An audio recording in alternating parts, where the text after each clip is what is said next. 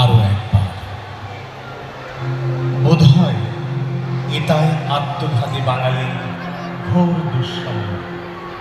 পাষাণের বুকে কচি ঘাসের নিষ্ফল সকল আত্মনাদ চুঁয়ে চুঁয়ে পড়ে নীরব অশ্রু, গুমরে কাঁধে অন্তর।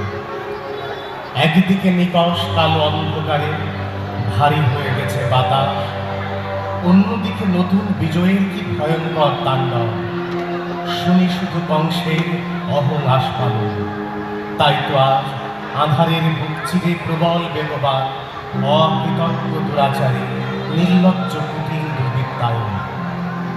অসংখ্য তরুণ দামাল ছাত্রের টাটকা লাশ আর তাদের কচি বুকের তাজা রক্ত মারিয়ে জনরসে প্রাণ হয়ে দেশ ছাড়ি পালিয়েছে অত্যাচারী শাসন ও তার দস্যুর চর। চারিদিকে প্রতিধ্বনিত বিদ্রুপ ধ্বনি, ছি ছি আর ধিক্কার। প্রাণ বাঁচাতে রাজা স্বয়ং চুপিসারে করেছে পলায়ন, নইলে নিশ্চিত পদ্মায় মৃত রাজার বিসর্জন। স্বৈরতন্ত্রের অবসানে নতুন ভোরের রাঙা সূর্যোদীয়মান। এই দেশ এখন সম্পূর্ণ বৈষম্যমুক্ত। নাগরিকের মুখে মুখে সামনের জয়গান।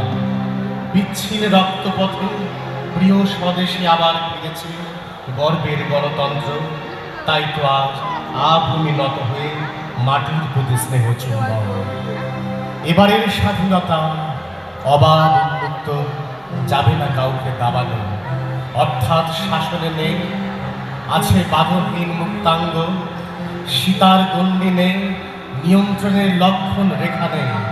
আছে দুর্যোধন, দুঃশাসনের দুরাচার আর ধৃতরাষ্ট্রের অন্ধত্ব।